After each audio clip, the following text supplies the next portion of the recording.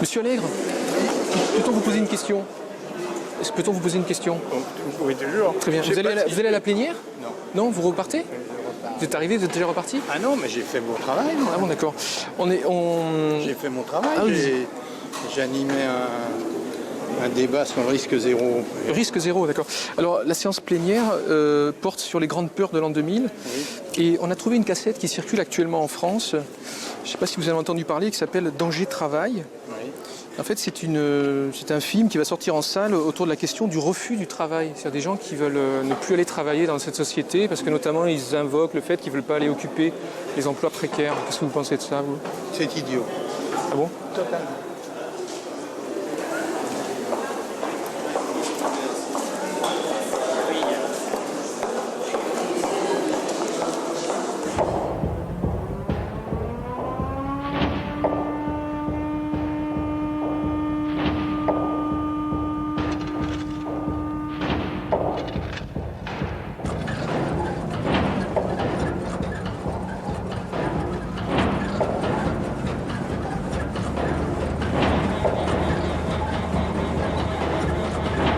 Soit lundi après-midi, soit mardi, on attaque l'instruction de Domino's Pizza. Alors, l'orientation, orientation des employés regroupe l'introduction, la bienvenue, la philosophie, le but, l'organisation, le produit, l'équipe, nos garanties, l'image, le règlement du personnel, la sûreté et la sécurité, l'agrément. On recherche une équipe sympa.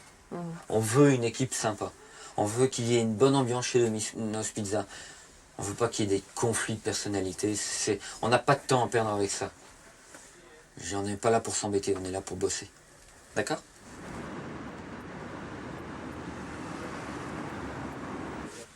On y va? Le mot, c'est prudence. Je veux dire par là que je ne veux pas de coursier quand on emploie ce terme, je veux un livreur. D'accord? On fait tout mieux que ce qui nous est demandé. On veut faire les meilleures pizzas, on veut avoir le meilleur accueil, on veut avoir le meilleur service de livraison, on veut avoir les meilleures mobylettes. On est numéro 1 mondial, en clair. Et on veut le rester, parce qu'on s'y sent bien en tant que numéro 1. D'autres questions? C'est bon. D'autres questions? À la pluie? Est-ce qu'on s'installe à Strasbourg? La réponse est oui.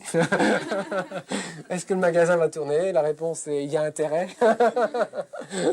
Maintenant, on a dépensé de l'argent, ce sera à vous de le gagner maintenant, parce que ça, on en a besoin. On a mis beaucoup d'argent sur la table. Plus de questions? Je pense qu'il y a un complément qu'il faut que vous vous programmiez génétiquement. C'est l'ambition de l'entreprise, c'est de se faire un client pour la vie. Ah oui, donc notez-vous-le. C'est ce que vous aurez comme phare, un client pour la vie. Ouais. Ne le quittez pas. Ça, c'est vraiment le slogan. Merci Jean-Pierre de m'y faire penser. On a un slogan lorsqu'on a monté la société avec Houston, c'est « A Customer for Life ». L'objectif, c'est pas d'aller conquérir sans arrêt de nouveaux clients, ça coûte très cher. Ce qu'on veut, c'est s'occuper de nos clients et faire qu'ils sont tellement satisfaits qu'ils vont être en réalité personnes qui vont en ramener d'autres. Donc il faut vraiment se défoncer comme des dingues, et vous verrez, toute l'organisation est faite pour ça, pour « keep the customer satisfied ». C'est-à-dire tout le temps faire qu'il soit content, ravi de travailler avec nous. Il y a un problème, tout de suite on fait ce qu'il faut pour qu'il soit arrangé. Ça c'est extrêmement important. Et faire du service, c'est ça. Hey Rachid, tu as eu à combien d'entretiens as-tu eu droit toi déjà? Non, lui, il en a pas eu beaucoup. Pas eu beaucoup? Avec monsieur, déjà, trois. avec monsieur aussi Le encore. troisième aujourd'hui. C'est que le troisième. Oh, c'est bon, t'es qu'au J'avais début. 203. Ah bon? Non, ça s'arrête aujourd'hui. C'est le dernier. Ok, qu'est-ce que tu fais là en ce moment? Je suis en licence de démographie. Je fais l'impact économique du tourisme en Alsace. Je reste bouche bée. Ah, t'es médecin toi? Qu'est-ce que tu fais médecine? Ouais. Ah bon? Tu es en quelle année? Bah, je suis déjà généraliste de mon pays. Je viens ici pour une spécialisation. Ah la vache! T'es déjà généraliste? Ouais. Ah mais écoute, là vraiment tu m'épates, tu vois. Tu vois, on a déjà eu beaucoup de candidats, mais c'est la première fois que j'ai un médecin.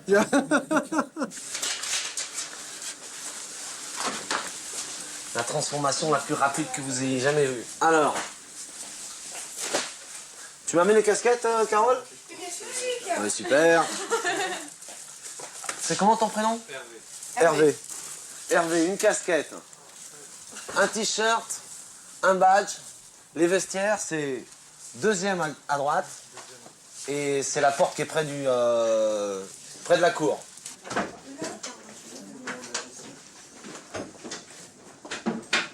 Ça va, messieurs? Bon, allez, vous venez avec moi, là? Ça va? Ils veulent tous rester? Bon, bah, c'est bon, alors. Parce qu'en général, au moment de la tenue, il y en a deux qui sont en courant. Les cheveux ne doivent pas descendre en dessous du haut du col de la chemise d'uniforme. Vous voyez mon col, là? Vous voyez mes cheveux? Voilà, ça descend pas en dessous. Les cheveux doivent être bien peignés, soigneusement coupés, le cou dégagé. Il n'est pas permis de relever les cheveux sous la casquette, pour les hommes. Enfin, je parle des cheveux qui pourraient descendre sur le bas. Les cheveux visibles devant la casquette doivent être au moins 1,5 cm au-dessus du sourcil de l'œil. Vous voyez un peu, je peux les avoir comme ça, mais il faut que j'ai au moins 1,5 cm. Sur le devant, ça irait, toi. Voilà, comme ça. Mais sur le derrière, ça va moins. Il faudra récupérer. Les coiffures qui sortent de l'ordinaire ne seront pas tolérées. Comprenez? Toi, c'est clair, il va falloir que ça dégage. Sinon, tu ne pourras pas te présenter à un client avec les cheveux comme ça. C'est un pantalon? Oui. Il est bleu marine. Toi? C'est un pantalon. Il est bleu marine? Ouais, bleu marine. Oh. Si. Donc, important, bon, c'est les petits détails, les pantalons. Vous allez voir, il y en a d'autres après, pour les bijoux, tout ça, vous allez vous affoler. On vous donnera quelques jours pour vous adapter. D'accord? Si on veut. Hein? Si on veut pas. Ah, on est inflexible. Je veux dire, si tu veux pas suivre la norme, vaut mieux qu'on arrête, parce que c'est pas les employés qui vont changer les normes. Hein. On a 50 000 personnes tous les vendredis qui travaillent pour Domino's. C'est clair que la norme, on peut pas la changer. C'est à toi de changer à la norme. Sinon, tu pourras pas travailler avec nous. Tu vois? C'est malheureusement comme ça. C'est pas moi qui fais la norme, elle est là, tout le monde la respecte. De toute façon, c'est pour le bien-être de tout le monde. Hein. C'est pour justement qu'on ait une certaine... c'est pour qu'un livreur à Strasbourg soit le même qu'un livreur à Paris, soit le même qu'un livreur à Waterloo en Belgique, qu'un livreur à Wimbledon en Angleterre ou dans le Michigan, tu vois. Tout le monde est pareil, on est tous égaux. Moi, je respecte la norme, tu respectes la norme, tout le monde la respecte et tout le monde est bien. Hein? Il y a un problème avec la norme pour le moment? Non, non, non, non. C'est quoi? C'est les boucles d'oreilles qui te dérangent? Non, enfin... Pas trop? Est-ce que tu as vu quelqu'un porter des boucles d'oreilles à McDonald's? J'ai jamais regardé. D'accord, mais je te dis, il n'y en a pas. Parce qu'ils ont les mêmes normes que nous. Par où faut-il commencer pour être numéro 1? Chez Domino's Pizza, cela commence au sein de l'organisation. Chez nous, la satisfaction de la clientèle ne suffit pas. Domino's Pizza ne satisfait pas. Domino's Pizza enchante. Chez Domino's Pizza, le client doit être enchanté. La satisfaction, c'est du passé. Il y a des milliers de sociétés dont le but est de satisfaire. Nous voulons que le client soit enchanté. Nous voulons qu'il s'exclame « Ah !» Il faut que ses rapports avec nous au téléphone ou à sa porte soient pour lui un véritable enchantement. Enchanter le client, tel est le souci constant de Domino's Pizza. En arrivant à la porte, dis bonjour avec le sourire, annonce pour qui est la pizza et donne le temps écoulé depuis la commande. Et bien sûr, n'oublie pas de remercier. Allez, vas-y, essaye. J'y vais, d'accord. Arrête, tu as manqué l'occasion de faire bonne impression. Regarde, tu vois le journal par terre? Ah, très bien. Votre journal, monsieur. Merci. Ce n'est rien. Voici votre pizza, bien chaude et 19 minutes depuis la commande. Ça fait 42 francs.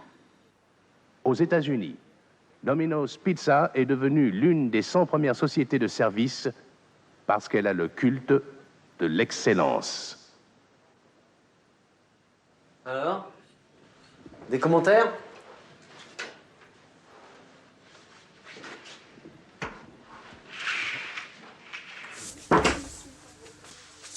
Ça fait du bien de se retrouver normal. Qu'est-ce que je veux dire Ce qu'il faut, c'est que ça soit surtout sur les côtés et derrière. Trouve un système, quoi. Mais que le derrière et sur les côtés, ça soit propre. C'est tout. Ouais, propre, quoi. Ouais, non, propre, je veux dire propre dans l'esprit, c'est, tu vois, comme lui court. Mais bon, comme lui, là, voilà, lui, c'est bien. Au revoir. Bon, à demain, à mercredi et à jeudi. Mais en plus, vous savez quoi? C'est un travail où vous êtes payé, vous vous rendez pas compte hein. Allez, bon après-midi. Je sais qu'Hervé, là, tu vois, je sais qu'il va même pas revenir. Je sais pas, je le sens. Parce que c'est trop pour lui de couper les cheveux, tu vois. Un Rastaman, il peut pas se mettre aux normes comme ça, tu vois. Tu lui coupes sa force. C'est son pouvoir à lui, les cheveux. Tu as vu les bouclettes et tout, bon. Mais je le comprends, je dis rien. Hein, mais, je sais bien que pour nous, je vois pas pourquoi il est arrivé chez nous. Au départ, il est pas bien, il n'est pas à sa place. Quoi.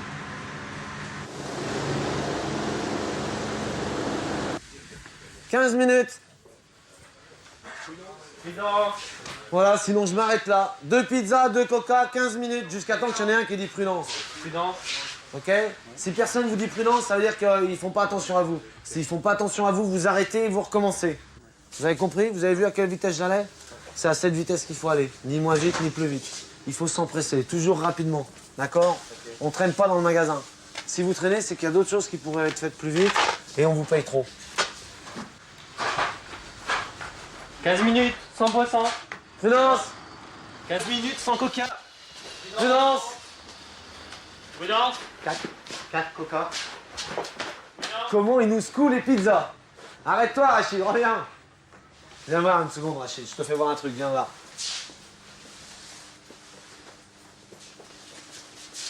Viens voir. Non, touche à rien. Touche à rien. Viens avec moi, viens à côté de moi. Regarde de quoi t'as l'air dans la glace. Ok? Tu vois ce que je veux dire? Empressement, mais image. Hein. Parce que je vois un t-shirt et ou alors t'as pas entendu, ou alors je parlais en javanais. Soit c'est blanc, soit c'est bleu marine. D'accord? Quand c'est blanc, on peut le voir, mais quand c'est vert, alors je veux pas. T'as compris? Tu te souviendras? Super. T'en as des blancs? Tout le monde en a des blancs. Vous allez vous changer, vous me faites voir comment vous installez vos affaires sur le cintre avant de partir. Et si on n'a pas de cintre? Si on n'a pas de cintre, on pleure. T'as pas filmé ça? Au revoir. Je vous préfère en uniforme. Prudence. J'espère que c'est eux qui vont vous payer la coupe. Parce qu'une victime, ils en ont pas une tous les jours. Comment? Une victime comme ça, ils en ont pas une tous les jours. Ouais.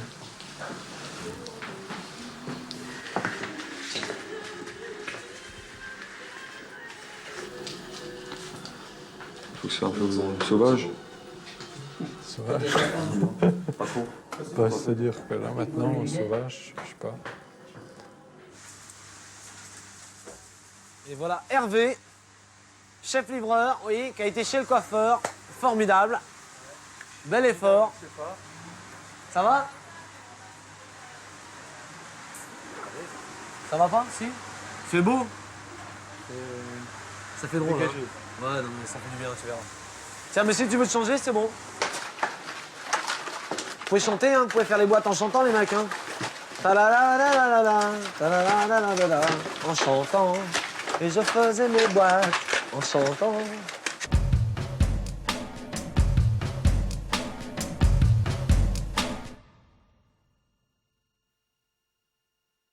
Je me suis retrouvé licencié économique. Et donc, je suis resté dans cette logique de continuer à chercher du travail.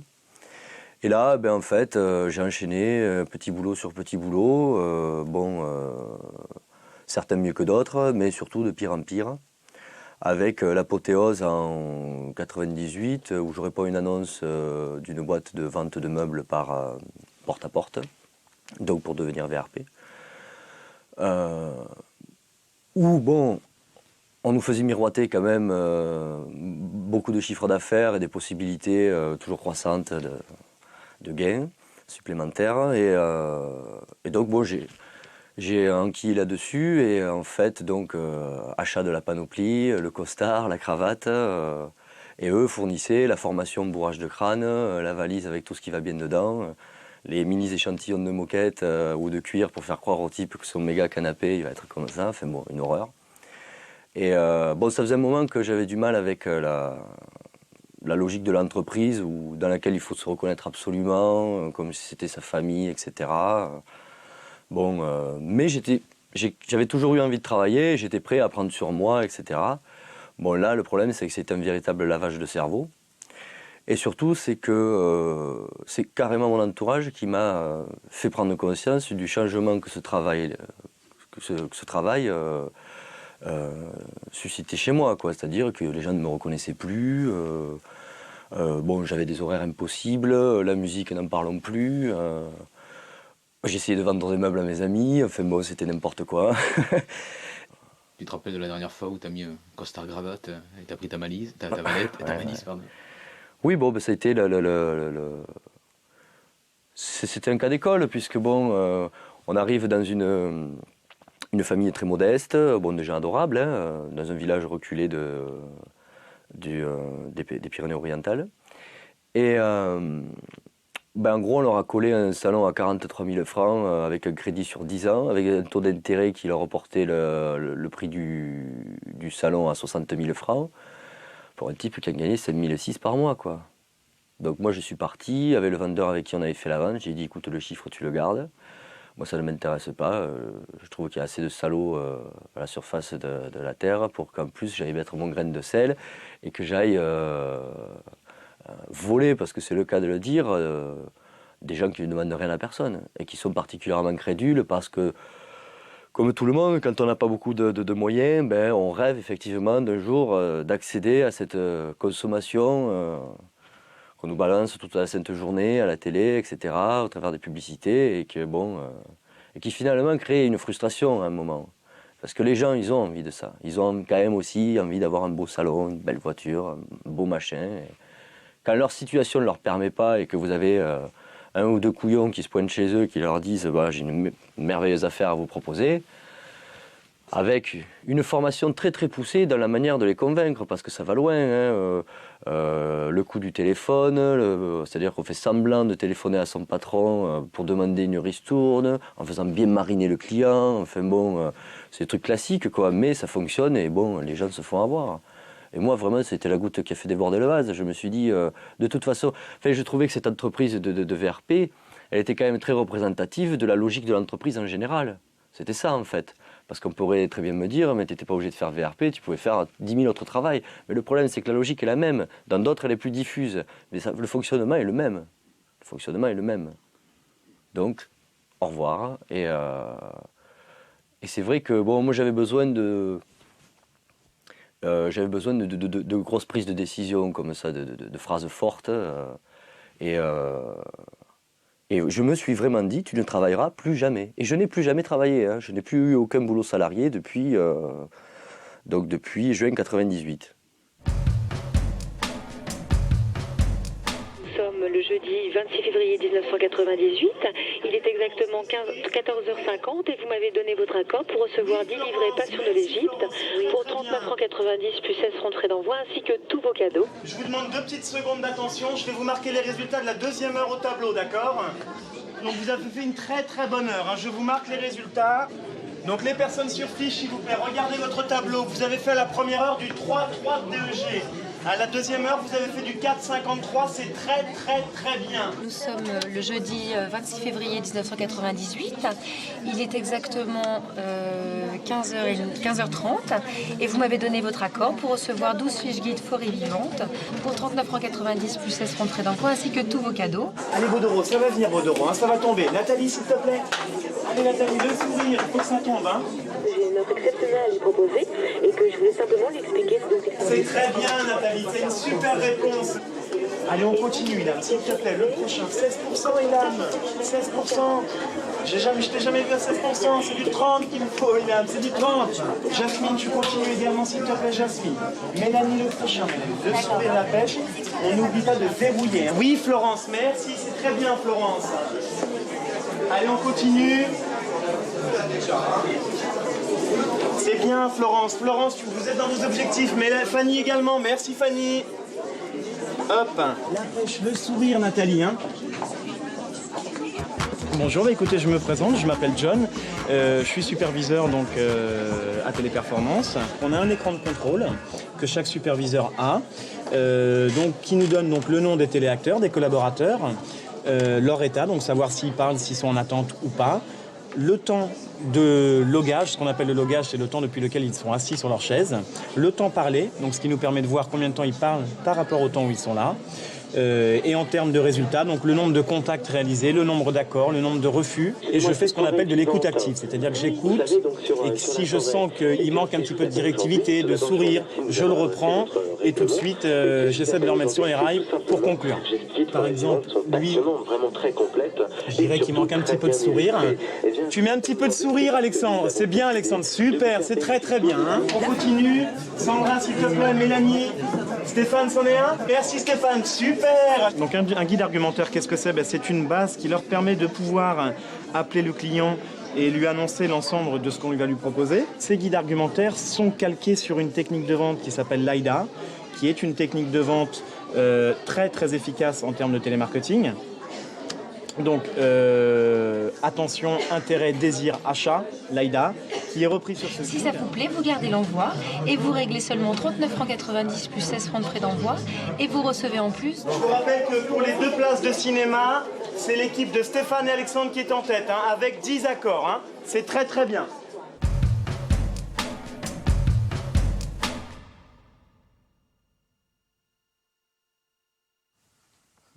Voilà, donc toi Virginie, tu n'étais pas forcément très très convaincue de l'intérêt d'aller bosser, mais en tous les cas tu y allais, quoi.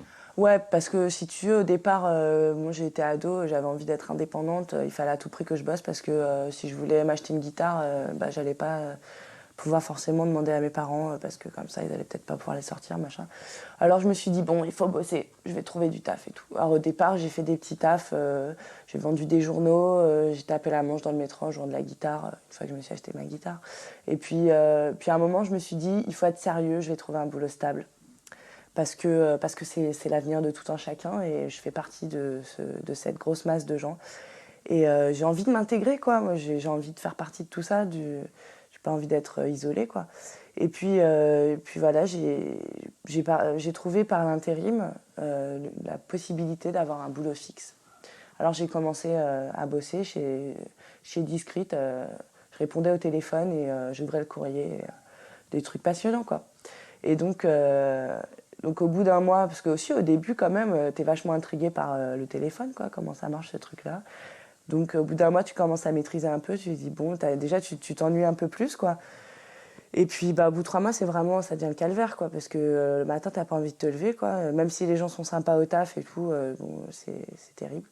Donc j'ai commencé à me dire, c'est pas bien, quoi. Je me suis engagée dans un CDI, mais je vais pas pouvoir tenir, je vais finir par devoir démissionner. Alors j'ai commencé à en parler autour de moi. Les gens m'ont dit, mais ça va pas, c'est pas raisonnable, quoi, démissionner, t'as un CDI, tu te rends pas compte de la chance que t'as, un CDI, mais tout le monde en demande des CDI au jour d'aujourd'hui, quoi. Alors, je dis, d'accord, c'est vrai, peut-être que je devrais pas. Bon, ce que je vais faire, c'est que je vais essayer de me faire virer, quoi. Donc j'ai commencé à essayer d'élaborer des stratégies, puis en parlant, je me suis dit, mais c'est quand même incroyable, quoi, que les gens, ils me prennent la tête comme ça. Alors je me suis dit, je vais essayer de leur faire comprendre que le travail, c'est pas forcément une fin en soi. Et eux, ils ont pris ça comme quelque chose d'immoral, parce que c'est pas bien de démissionner en plus, donc de ne pas pouvoir toucher le chômage, quand y a tellement de gens qui voudraient avoir du travail, quoi. Alors moi, j'ai la chance de pouvoir avoir du travail et j'en profite même pas, quoi. C'est quelque chose qu'ils ne trouvent pas normal. Ils trouvent même limite... c'est dégueulasse par rapport à tous ces gens qui pointent au chômage tous les jours et qui se font refouler, quoi. Mais c'est pas dégueulasse, puisqu'au contraire, tu leur laisses la place. Bah oui, mais je leur laisse la place, mais si tu veux, c'est immoral parce que moi, je fais pas l'effort, quoi. Et en plus, une fois que j'aurai démissionné, je vais même pas chercher du travail, quoi. C'est quand même ignoble, t'imagines, quoi. Vous augmentez la consommation, vous augmentez la croissance de l'économie. Chef d'entreprise ici, vous avez discuté avec quelques-uns? Non, pas encore, j'y vais. D'accord. Monsieur Lousteblazy, juste une seconde, monsieur Lousteblazy. Une seconde. C'est pourquoi? C'est pour France 2. Les grandes peurs de l'an 2000, c'est l'un des intitulés des débats cette année, c'est la séance plénière. Alors parmi les choses qui circulent, qu'on a découvert récemment, il y a cette cassette Danger Travail avec des entretiens avec des déserteurs du marché du travail, des gens qui ne veulent plus aller travailler dans notre société. Qu'est-ce que vous pensez de ça, du fait qu'il y ait aujourd'hui des gens qui revendiquent le droit de ne plus travailler? La chose la plus importante dans la vie, c'est la liberté, l'égalité, la fraternité. Ce sont les 3 devises de la République. Oui. Et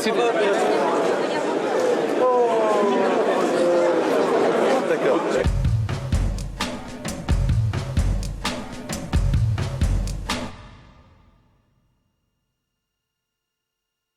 Avant de connaître le chômage, tu as surtout et longtemps connu le monde du travail.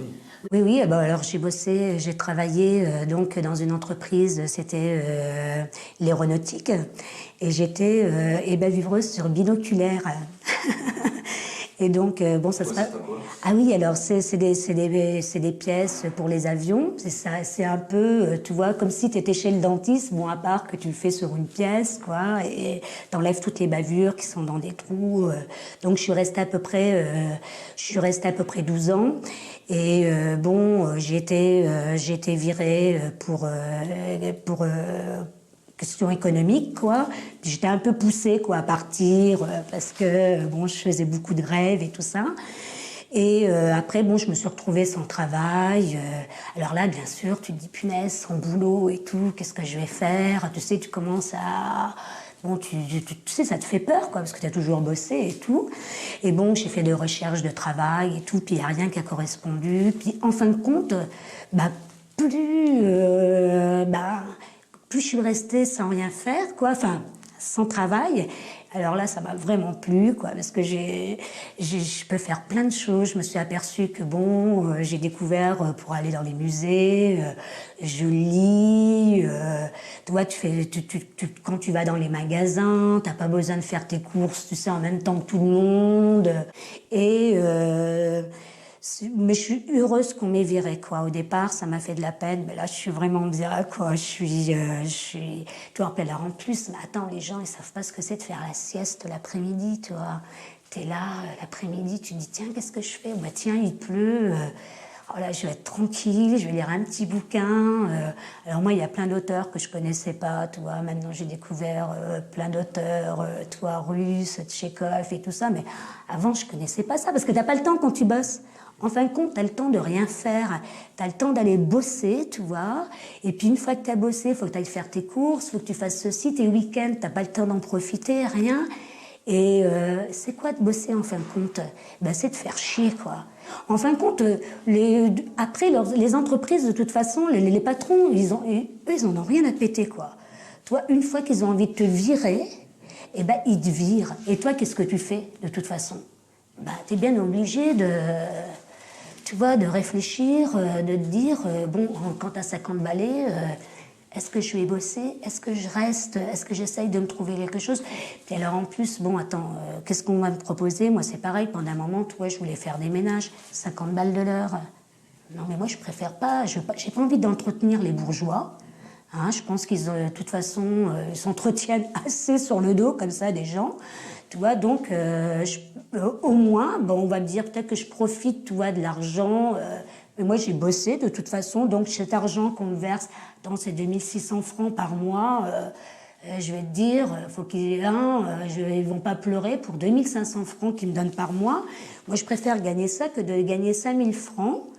Et puis que les bourgeois, tu vois, s'engraissent sur mon dos. Et puis, au bout de 2 ans, l'usine, on va la fermer, allez hop. Puis toi, tu fais quoi? C'est pareil, tout est à refaire après. Alors moi, maintenant, tu vois, ça fait à peu près 12 ans que je travaille plus. Donc, moi, je me plais. Tu vois, au moins maintenant, j'ai le sourire, je suis bien, tu vois, je suis tranquille. Il n'y a personne pour me dire, ouais, aujourd'hui, tu arrives en retard et tout. Non. Là, vraiment, j'en veux plus, quoi. Et ce qu'il y a le fait, c'est que de plus en plus de gens aujourd'hui, semble-t-il, ne veulent plus aller travailler. Est-ce que ça fait partie des choses qui vous inquiètent? Écoutez, si on en arrivait à un moment, en effet, où les gens ne veulent plus travailler, on pourrait renoncer définitivement, en tout cas aux entreprises, et donc le MEDEF disparaîtrait, et ce serait pour moi, évidemment, une grande peur. Parce qu'en Allemagne et en Espagne, des mesures ont été prises par les organisations patronales pour obliger les chômeurs à accepter certains emplois qu'ils refusaient. Oui, si vous voulez, non, on n'en est absolument pas là, mais nous pensons qu'une bonne administration du risque du chômage, c'est tout de même d'orienter celui qui a perdu son emploi vers la possibilité d'en retrouver un. et donc de lui proposer des emplois, et puis s'il refuse des emplois de sa compétence, de lui faire évidemment à ce moment-là prendre conscience de ce que on ne peut pas être à la fois assuré contre un risque et refuser qu'on le résolve. Et qu'est-ce que vous pensez du fait qu'il y a aujourd'hui des gens, le fait qu'il y ait des gens qui disent stop, on ne veut plus aller travailler, quoi.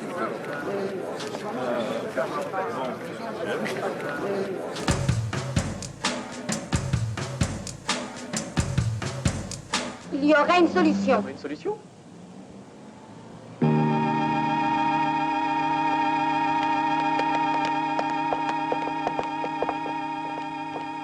Monsieur le directeur, je serais heureuse que vous fassiez à nos amis les honneurs de notre banque. Mais avec joie. Mais permettez que je vous présente d'abord notre personnel qui se tient toujours à votre disposition. Ce jeune cadre plein d'allant, espoir de notre maison.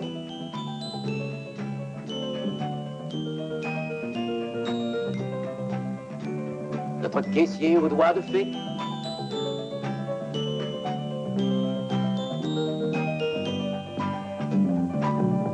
Nous sommes les secrétaires, messagères d'aujourd'hui, ballerines de la machine, Amazon du téléphone, sans lustrine ni routine, nous vous servons sans répit. Discrétion, protection, attention, nous sommes les gardiens. Nous veillons sur vos biens, nuit et jour, soir et matin. Discrétion, protection, attention, nous sommes les gardiens. Nous veillons sur vos biens, nuit et jour, soir et matin.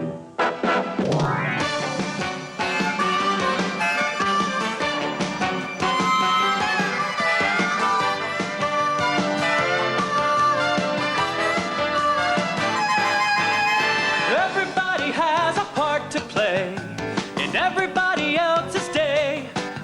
We're all of us connected, and that's how we're gonna stay. Because the more that we can share, that's productivity. And no job is too difficult when you're part of a family.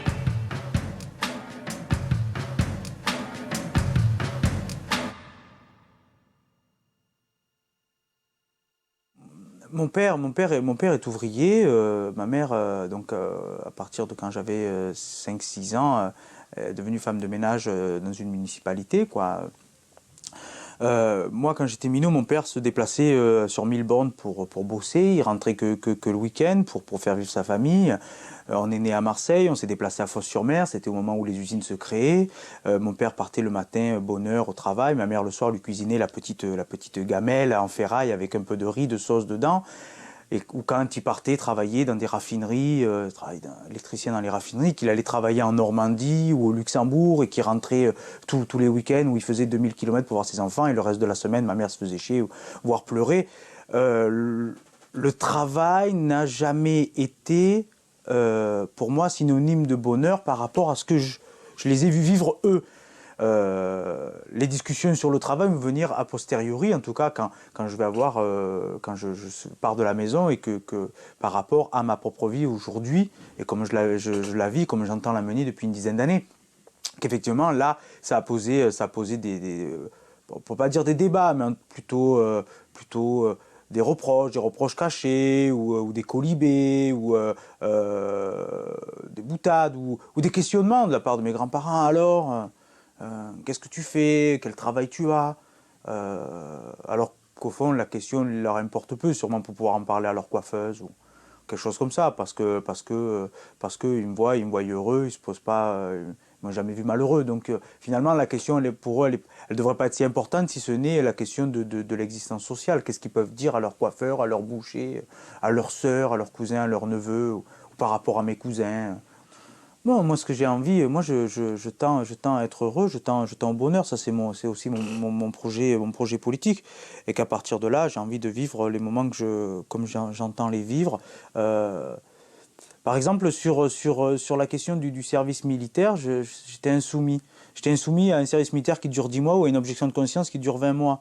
Donc très aisément, quelque chose qui dure 40 ans ou 50 ans, c'était d'autant plus facile. Donc si j'ai été insoumis au service militaire parce qu'il y avait plein de valeurs qui ne m'allaient pas, et surtout le fait qu'on me demande de faire quelque chose pendant une année sans mon consentement, sans que je puisse avoir prise sur ce que je faisais, on peut facilement imaginer que si on me propose un service militaire ou un service de travail obligatoire de 40 ans, j'y refuse d'autant plus. Aujourd'hui, moi je suis au RMI, donc je suis chercheur d'emploi, chômeur, quelqu'un qui est censé se morfondre sur lui-même, vivre mal, plonger dans l'alcoolisme, dans la dépression. En fait, c'est tout le contraire, quoi. Tout le contraire. Si je plongerais dans l'alcoolisme, c'est parce que je fais souvent la brègue avec des collègues et que finalement on se rencontre souvent au bistrot. Ce serait ça la raison, mais pas parce que je serais triste. Effectivement, j'ai pas de travail salarié. J'ai pas. Si on me pose la question, mais qu'est-ce que vous faites dans le sens travail? Est-ce que vous êtes docteur, avocat, ouvrier? Je n'ai pas de catégorie socio-professionnelle. Par contre, mon existence sociale est super riche, quoi. Je côtoie beaucoup de monde, je suis connu dans mon quartier, reconnu dans ma ville pour ce que je fais. Pour moi, la question, elle est là, la question super importante, c'est est-ce que socialement quelqu'un existe? Parce qu'on existe aussi sur le regard des autres, on existe dans les rencontres que l'on fait. Effectivement, je crois, en toute humilité, avoir une existence sociale très, très, très, très riche et qui fait que je ne me pose pas la question de savoir si je dois travailler pour un patron ou pas. La réponse, elle est de fait. Et comme l'argent n'est pas ma motivation, j'existe socialement, l'argent n'est pas ma motivation, je suis heureux de ce que je fais, je ne vois pas pourquoi je changerais aujourd'hui.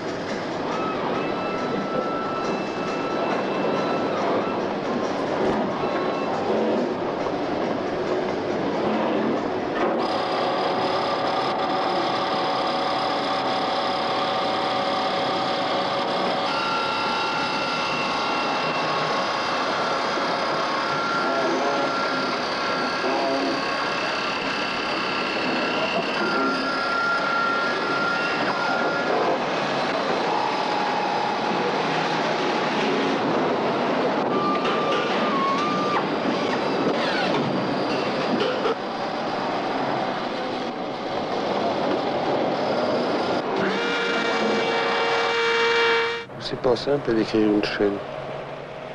C'est pas simple d'arriver à 5h moins le quart et puis de te dire, tiens, faut vite que je fume une cigarette. Je mets mon tablier, je prends mes outils. Je mets une dernière cigarette avant la sonnette. Et puis à 5h moins le quart et la sonnette. Et c'est triste, c'est triste. Tu ne penses plus au travail que tu fais. Tu y penses, machine, c'est tout par réflexe. Tu sais qu'il faut mettre une agrafe à gauche, une agrafe à droite. Tu engueules ton agrafeuse quand elle va mal. Tu t'engueules toi-même, tu arrives à t'engueuler toi-même quand tu te blesses. Alors que c'est pas de ta faute, c'est de la faute des montages qui sont mal faits. Mais c'est comme ça. Le chef vient, il t'engueule parce que le boulot est mal fait. Tout le monde en a rien à foutre. J'en suis certain. Tout le monde s'en fout. Devant nous, il n'y a rien. Il n'y a rien. La promotion, non, faut pas y compter. Ce qui est dur, en fin de compte, c'est d'avoir un métier dans les mains. Moi, je suis ajusteur. J'ai fait 3 ans d'ajustage. Pendant 3 ans, j'ai été promu à l'école, dans mon CET. Et puis, qu'est-ce que j'en ai fait? Au bout de 5 ans, je peux plus me servir de mes mains. J'ai mal aux mains. J'ai un doigt, le gros, j'ai du mal à le bouger. J'ai du mal à toucher Dominique le soir. Ça me fait mal aux mains. La gamine, quand je la change, je peux pas lui dégrafer ses boutons. Tu sais, t'as envie de pleurer dans ces coups de temps-là. Ils ont bouffé les mains. J'ai envie de faire un tas de choses, et puis je me vois maintenant avec un marteau, je sais à peine mon cerveau. C'est tout ça, tu comprends. Tu as du mal à écrire, j'ai du mal à écrire. J'ai de plus en plus de mal à m'exprimer. Ça aussi, c'est la chaîne pour nous. C'est dur de... Quand t'as pas parlé pendant 9 heures, t'as tellement de choses à dire que t'arrives plus à les dire, que les mots, ils arrivent tous ensemble dans la bouche. Et puis, tu bégayes, tu t'énerves. Tout t'énerve, tout. Et ceux qui t'énervent encore plus, c'est ceux qui parlent de la chaîne. Puis qui ne comprendront jamais que tout ce qu'on peut en dire, que toutes les améliorations qu'on peut lui apporter, c'est une chose, mais que le travail y reste. C'est dur, la chaîne. Moi, maintenant, je ne peux plus y aller, j'ai la trouille d'y aller. C'est pas le manque de volonté, c'est la peur d'y aller. La peur qui me mutile encore davantage. La peur que je puisse plus parler un jour, que je devienne muet. Je lisais avant, je lis un tas de livres. Maintenant, je n'ai plus envie de lire. Je n'ai plus envie. Le besoin ne se fait plus sentir de lire. Non pas que je connaisse tout, au contraire, mais j'ai plus envie, j'en ai plus le besoin. Et puis quel débouché qu'on a. Je suis rentré à 18 ans, je sais pas, en sortant de l'école. Je te dis, j'ai tellement mal aux mains, j'ai tellement des grosses mains, mes mains me dégoûtent tellement. Et pourtant, je les aime tellement, mes mains. Je sens que je pourrais faire des trucs avec. Mais j'ai du mal à plier les doigts. Ma peau est 100 watts, je vais pas me l'arracher. C'est Peugeot qui me l'arrachera. Je lutterai pour éviter que Peugeot me l'arrache. C'est pour ça que je vais pas m'arracher ma peau. Je veux pas qu'on les touche mes mains. C'est tout ce qu'on a. Peugeot essaie de nous les bouffer, de nous les user. Et là, on lutte pour les avoir. C'est de la survie qu'on fait.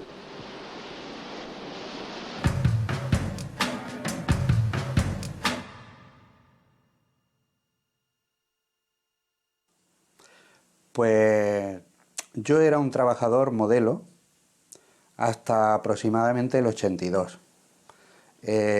Trabajaba en una fábrica y anteriormente había trabajado en un montón de sitios, ¿no? Y en el 82 trabajaba en una fábrica ya bastante grande, en una multinacional, con un número de trabajadores pequeño, de unos 300 éramos. Y la idea que yo tenía de la vida y del trabajo era que tenía que ser un hombre de provecho, y un hombre de provecho era un hombre que trabajaba, que un día se casaba, que tenía hijos, que seguía trabajando y que se moría después de haber trabajado muchísimo en la vida. Pero eso era la idea que yo tenía de un hombre de provecho. Entonces, en la fábrica me aguantaba medio porque me metía a sindicalista. Y entonces era un poco divertido. El trabajo era aburrido, pero el sindicalismo daba un poco de gracia a la cosa, ¿no? Había reuniones, asamblea, que si hacíamos huelga, que si no. Entonces esto era como un poco la diversión del trabajo, ¿no? Esto y la idea en la cabeza de siempre, de toda la vida, desde chiquito, de que una persona lo que tenía que hacer era trabajar, porque o era rico o tenía que trabajar, no veía otra posibilidad, ¿no? Entonces en el 82... me echaron de la fábrica. En el 82 me echaron de la fábrica y me dieron una indemnización. Y esa indemnización ha permitido, entre otras cosas, pues vivir bastante tiempo, ¿no? Entonces, a raíz de echarme de la fábrica, pues se me abrieron como un montón de posibilidades, ¿no? Es como el que está al borde de un precipicio, llega alguien, le da un empujón y cuando va por el aire descubre que puede volar, ¿no? Entonces empieza a planear, y digo, qué divertido, la próxima vez me tiro solo, ¿no? Lo que pasa es que, claro, normalmente eso no ocurre. La otra cosa es que, bueno, cuando yo explico mi caso personal, pues sé que en mi caso personal, sé que tampoco se puede decir, esto que yo hago lo puede hacer cualquiera. No, no se hace solo. O sea, no depende de la suerte, ni tampoco enteramente de nosotros, es decir, hay que elegir entre ese tiempo y ese dinero, entre tener algún tiempo para uno y algo de dinero, o todo el tiempo del mundo y nada de dinero, o todo el dinero del mundo, que eso nunca se puede tener, pero todo el que se puede conseguir trabajando 14, 15, 16 horas diarias y nada de tiempo, y descansar cuando uno se muera. Eso cada cual debe... Cada uno lo elige, ¿no? Yo elegí ir tirando, trapichear, algo difícil de explicar, pero que yo pude hacerlo, ¿no? Lo que ha pasado es muy sencillo, porque a mí me consta que eso no solamente me ha pasado a mí, le ha pasado a más gente. Lo que pasa es que no hay publicidad, ¿eh? No es algo que se dice en los medios, ¿no? Hay 3 millones de parados, de los cuales un 55% no quiere volver al trabajo. No, eso nadie lo dice. Empezando por los propios parados, ¿no? Pues entonces el hombre este, yo le decía, lo que ha pasado es muy simple, y es que ustedes hace unos años nos echaron por la puerta grande y ahora nos llaman por la puerta chica. Ven a trabajar, a hacer lo mismo que antes, pero en vez de 8 horas 12 y en vez de cobrar 100 a cobrar 80. Y ustedes esperan que se les llene la fábrica de parados buscando esa maravillosa ocasión de trabajar. Y entre tanto, en ese tiempo que nosotros ha pasado desde que ustedes nos echaron por la puerta grande hasta que nos llaman por la pequeña, hemos aprendido a vivir sin trabajar. Il était un sacré patron, il était un sacré patron qui ramassait plein de pognon, il habitait dans notre région. Écoute bien ce que dit François Michelin à la page 198. De très nombreux salariés de la maison savent que la loi sur les 35 heures repose sur des idées complètement irréalistes, évidemment. On n'a pas le courage de dire que plus on travaillera, moins il y aura de chômeurs. C'est une façon de voir les choses. À la limite, il faudrait travailler 41 heures, payer 39% sortir. Comment tu dis, plus on travaillera, moins il y aura de chômeurs? C'est pas moi qui le dis, c'est François Michelin. Non, mais plus on est nombreux, moins il y a de chômeurs. Si on est plus nombreux, par définition. Et puis j'ajoute, c'est toujours François Michelin qui parle, l'une des causes de la défaite de 1940, c'est le passage de 48 heures à 40 heures de travail hebdomadaire en 1936. J'aime parler avec des personnes qui ne pensent pas comme moi. Cela m'apprend beaucoup de choses. D'où elles tirent leur force, à partir de quelle réalité. Il n'est pas descendu dans les ateliers, lui, parler avec les gens, hein, pas souvent, quoi. Parce que la force qui les en tire, eux, c'est... je crois que c'est plutôt ça, la force qui les fait venir et travailler correctement dans leur atelier, quoi. Mais bon, c'est clair que c'est pas quelqu'un qui parle beaucoup à d'ouvriers, hein. Ce qui manque aujourd'hui, c'est la possibilité de se séparer des personnes dans des conditions de dignité. Il faudrait pouvoir dire aux gens, voilà, d'ici 2 ou 3 ans, je n'aurai plus les moyens de vous donner du travail, vous allez devoir nous quitter. On va prendre les moyens d'y arriver le plus sereinement possible. Dans mon atelier, 7 accidents prévus pour l'année de travail, on en est déjà à 12 avec 9 arrêts de travail. Dans notre atelier, on a eu 3 personnes qui ont eu d'un seul coup des vertiges. C'est des personnes de 50 ans. Moi, je comprends qu'elles aient des vertiges au boulot parce que il y a des montées de tension, il y a des... L'être humain, c'est pas une machine. La machine, quand elle se casse, chez Michelin, on appelle un réparateur, il la répare. L'être humain, quand il est fatigué. Et le problème, le problème de l'être humain, eh ben, c'est qu'il encaisse, mais le jour où ça casse, et bien souvent, ça casse sérieusement. Ces horaires, c'est une forme de dépersonnalisation de l'individu. Ils nous enlèvent notre mental, ils nous enlèvent notre entité. Alors, est-ce que ça vient du sommeil tronqué, des sommeils, est-ce que ça vient des rêves qui sont hachés, qui sont arrêtés?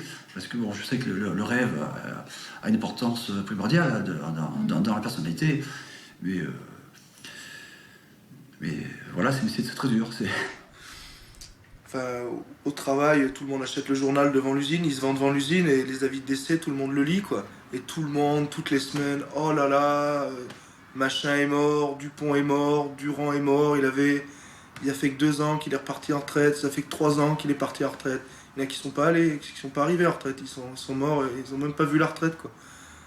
Ça aussi, c'est bizarre, quoi, trimer toute sa vie, même pas pouvoir en profiter une fois qu'on est libéré de tout ça. Moi, ça me fait mal, quoi. Pour synthétiser un petit peu ma vie chez Michelin, je dirais 30 ans d'ancienneté, je dirais 30 ans de clandestinité, si on peut dire. 30 ans de répression mentale. On peut le dire comme ça, voilà.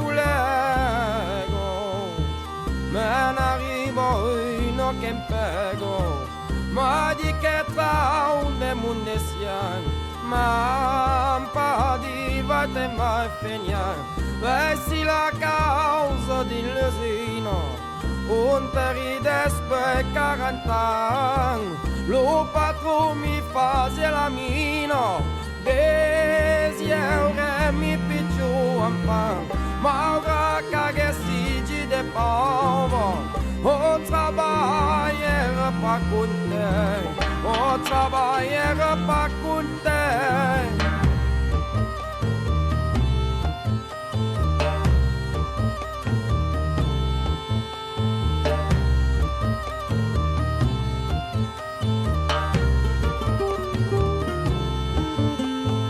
Oh, guerine, ça au prelencao.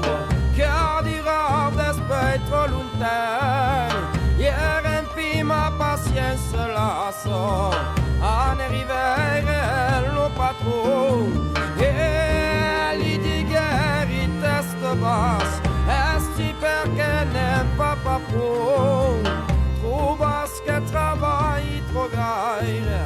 Que pour di plus va contenta.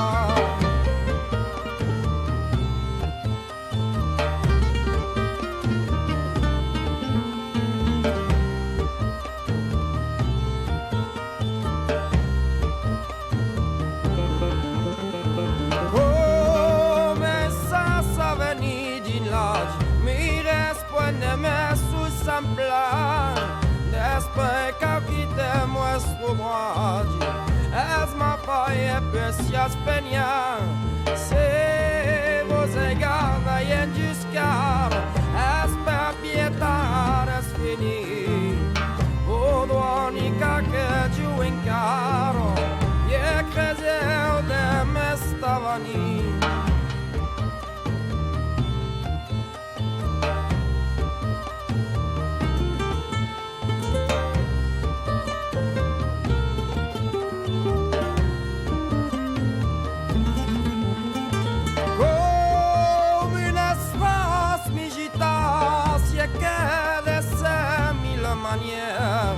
Per verifici mi si è vota Medias mi rapporta plus fois Si a spoel va dai au travail A se pe blanc ton concitoyen E per si a spegna mai te mai E per si a spegna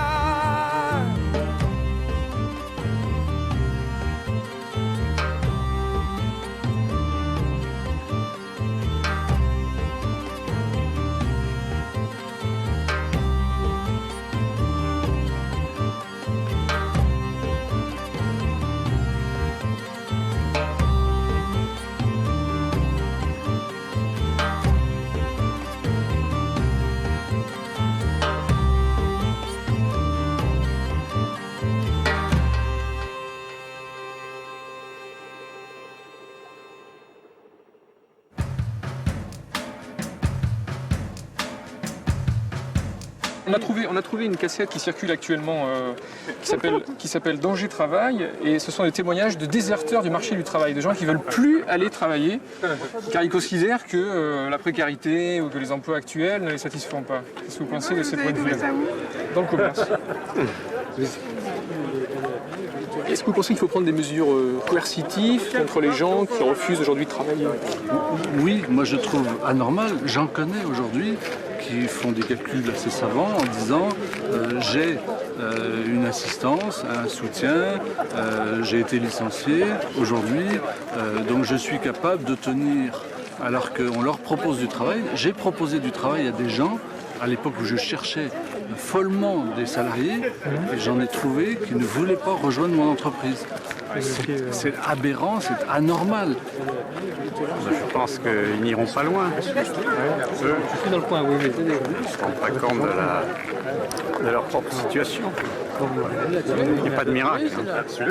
Non mais attendez, après, si vous voulez faire marcher les gens, si vous voulez que l'économie marche, qu'un peuple se mette en marche, il y a des moyens très simples, c'est classique, c'est soit vous faites peur aux gens, vous prenez des mesures coercitives, soit vous faites peur, soit vous faites envie, soit vous donnez envie d'aller bosser. Et suivant les cultures et suivant les périodes, il y aura peut-être un petit coup de je vous fais peur, un petit coup je vous fais envie, c'est le bâton et la carotte, c'est les grands classiques. Mais c'est de la technique, si vous voulez.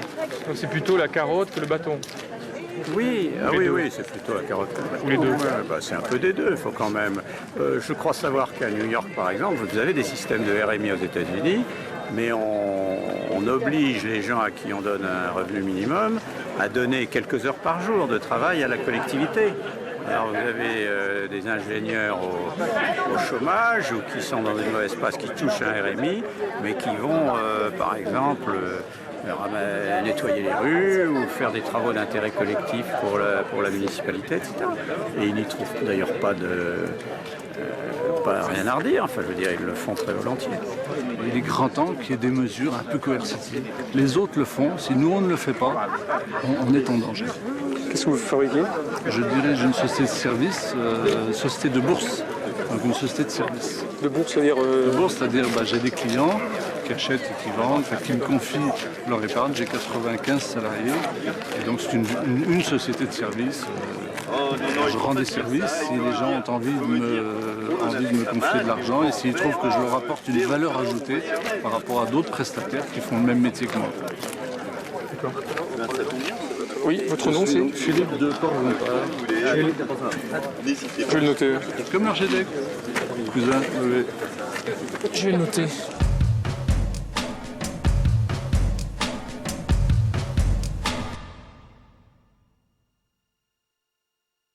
Il y a deux possibilités à mon avis. Je veux dire, on est dans un système, soit on fait rentrer de l'argent, soit on évite qu'ils sortent. Et moi j'opte pour la deuxième solution parce que ça me laisse du temps libre. C'est une contrainte commune entre c'est se lever le matin pour aller à l'usine, c'est aller au WC rapidement, je sais pas, en 1 heure, il faut que tout soit fini, déjeuner tout prêt, à la douche et tout, partir comme ça au travail toute sa journée, revenir le soir. Je trouve que c'est une sacrée contrainte. Moi, calculer mon argent, regarder avec les peu de moyens que j'ai, comment essayer de finir mon mois, c'est une contrainte aussi, mais je préfère celle-ci que l'autre. Si j'ai faim, j'irai travailler, mais au-delà de la faim, si je peux continuer à vivre comme je vis, j'hésite pas. Je préfère me rationner, mais avoir bon temps. Ce qui est formidable. Si je décide de lire un livre, je peux le lire en 48 heures, 24 heures. Je veux dire, qui a cette possibilité-là aujourd'hui? Je vis ce que les retraités vivent. En fait, je me sens vachement d'affinité avec les retraités. Parce qu'aujourd'hui, je suis comme eux, quoi. J'apprends à établir mon temps, à trouver des rythmes qui me sont propres, à sortir du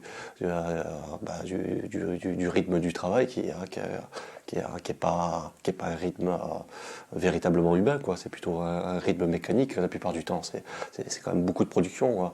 Je parle pas des gens qui ont une qualification à vendre. Je veux dire des gens comme moi qui sont arrivés sur le marché du travail sans véritable qualification. Il y a quand même, je veux dire, généralement, ça dépasse tout ce qui est imaginable. Moi, je me souviens des moments donnés, après les 3-8, ce type en travail d'usine, je rentrais, j'étais un vrai bof. Je mettais les pieds sur le meuble en face et je regardais la télé. Et je me vidais, et je dormais souvent, 1 heure après m'être installé comme ça. Il y a tout qui m'échappait. Je veux dire, il y a tellement de choses qui interviennent sur le fait qu'aujourd'hui, j'en suis là et pas... Avant, c'est le chômage, mais ça, c'était le truc qui a déclenché. Par la suite, c'est parce que j'ai mordu dans quelque chose qu'il ne fallait pas mordre, c'est-à-dire la liberté et le temps. Et ça, maintenant, je sais ce qu'elle vaut et j'aurais beaucoup plus de mal à la monnayer.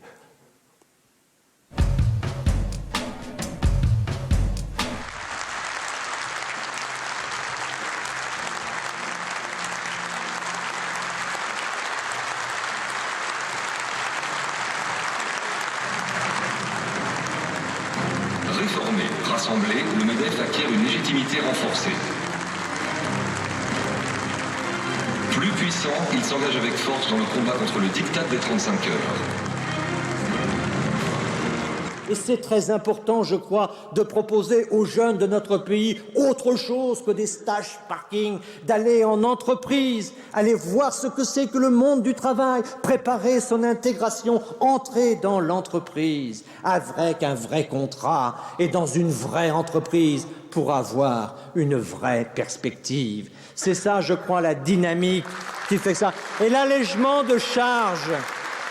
Cet allègement de charges, ce n'est pas un cadeau.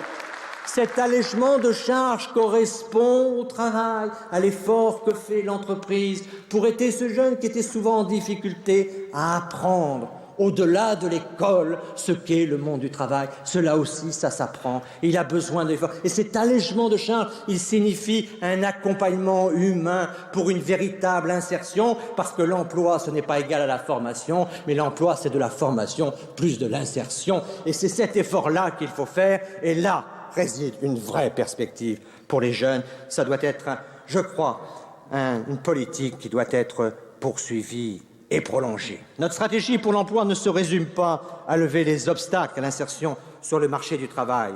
Pour dynamiser l'emploi, nous devons ouvrir ensemble le grand chantier de la valorisation du travail et de la formation professionnelle. Vous l'avez dit, Monsieur le Président, il nous faut d'abord faire aimer le travail. Je crois que c'est très important. Quand on regarde aujourd'hui la situation de notre pays, si vraiment la France croit que nous pourrons garder un système social parmi les plus avancés du monde, en entrant dans la vie active à 30 ans et en sortant à 50, nous sommes dans une impasse. Et donc il faut faire en sorte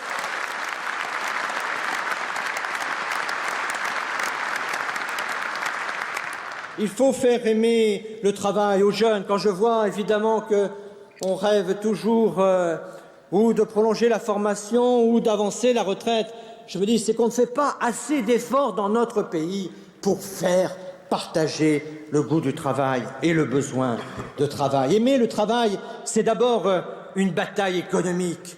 Il faut enrichir le travail pour mieux le payer. Je parlais tout à l'heure de création, je parlais d'innovation, je parlais de part humaine dans le travail. Il faut enrichir le travail pour mieux le payer. Il faut aussi créer des entreprises, et c'est, je crois, très important d'accélérer, faire en sorte qu'on puisse davantage créer dans notre pays et atteindre le chiffre que le président de la République nous a fixé, 1 million d'entreprises à la fin donc du quinquennat.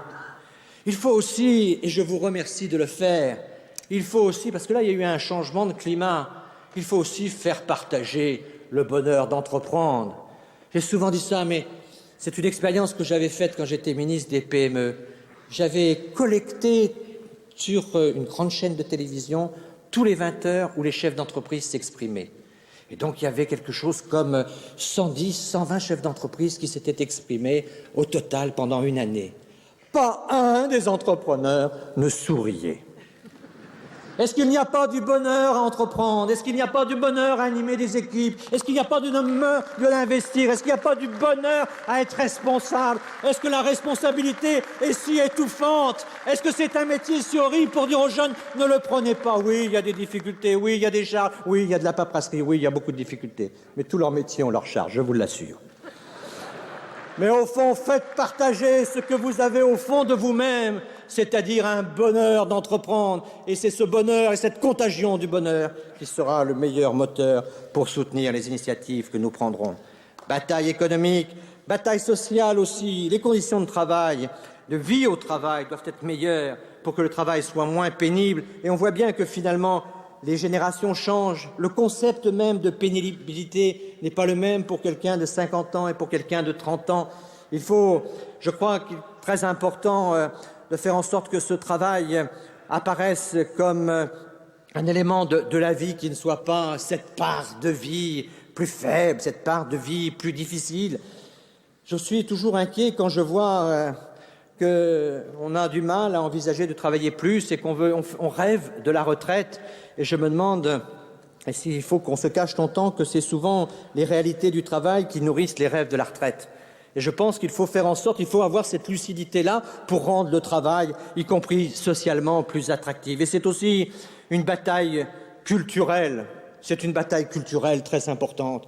Il faut sortir de ces idées qui ont encombré le XIXe siècle, qui ont conduit à des erreurs fondamentales dans le XXe siècle, qui font du travail une force aliénante, alors qu'au contraire, c'est une force épanouissante et que c'est une conquête de liberté, et de dire aux jeunes aujourd'hui qu'il n'y a pas meilleure liberté que celle qui peut leur permettre de conduire librement leur vie. Périclès le disait bien avant les autres. C'est par le travail notamment qu'on peut conquérir cette indépendance, cette autonomie qui est quand même le sel de la vie. Et donc je crois qu'il y a là toute une bataille culturelle. Nous faisons tout ce que nous pouvons pour convaincre les Français qu'il y a aujourd'hui une vision humaniste de l'économie qui fait du travail quelque chose qui est un allié de l'homme et non pas l'adversaire de la personne.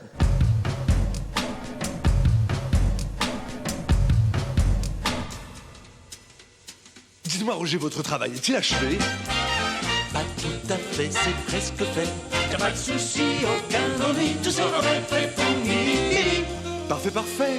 Et vous, André? Dossier classé et terminé. Sur le suivant, nous sommes penchés. Monsieur, que faisons-nous pour vendredi? Je vous accorde l'après-midi. Quel bonheur, oui, quel bonheur. Du matin jusqu'à 6 heures. Quelle harmonie, quelle énergie. Une année pour vendredi.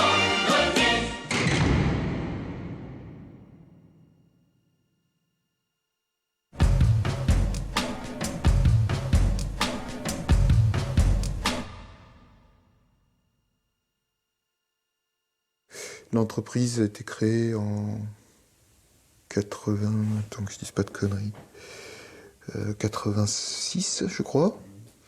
Donc tu vois, 86 c'était vraiment la pleine vague libérale, quoi.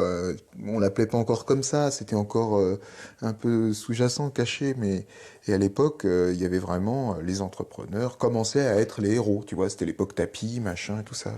Et toi tu crées ton entreprise, quoi. Donc moi, je crée mon entreprise après avoir travaillé dans une autre entreprise où j'avais imaginé une idée qui n'avait pas été possible là-bas. Et puis cette entreprise s'est cassée la gueule et je me suis dit, j'avais pas envie de travailler comme salarié non plus. Enfin, j'avais envie de pouvoir développer mon propre concept. Donc j'ai créé cette SARL avec 2 associés donc. Et voilà, on a fait de la communication événementielle. À l'époque, c'était le début, pendant 8 ans. C'est-à-dire que c'était le début des mises en scène, en fait, un petit peu, tu vois, d'assemblée générale, de congrès, de trucs comme ça. Donc, on faisait des éléments qui figuraient, qui pouvaient être le logo, machin, taillé en polystyrène, peint en doré, en 8 mètres de long. Ça pouvait être des décors, monter un bateau sur la scène, monter, je sais pas, un peu n'importe quoi, des hommes sandwich qui se trimbalaient pour créer des petits événements, quoi. Et donc, ça marchait plutôt bien. Mon banquier m'a fortement poussé à m'endetter, d'ailleurs, à l'époque. Investir et tout. Et je prends 3 semaines de vacances, je voulais prendre du recul et je décide de faire une randonnée dans le Hogar. Donc j'avais un petit peu préparé ça et tout, mais pas très bien probablement. Et en bref, je me suis trimballé, j'ai marché 8 jours, et le 8e jour, j'étais dans des éboulis rocheux, et à bord de la crête sur laquelle je me promenais, quoi. Il y a 3 mètres sur 3 qui sont descendus d'un coup, quoi, parce que c'est de la roche fragile. Je me suis retrouvé avec la jambe en bouillie en bas.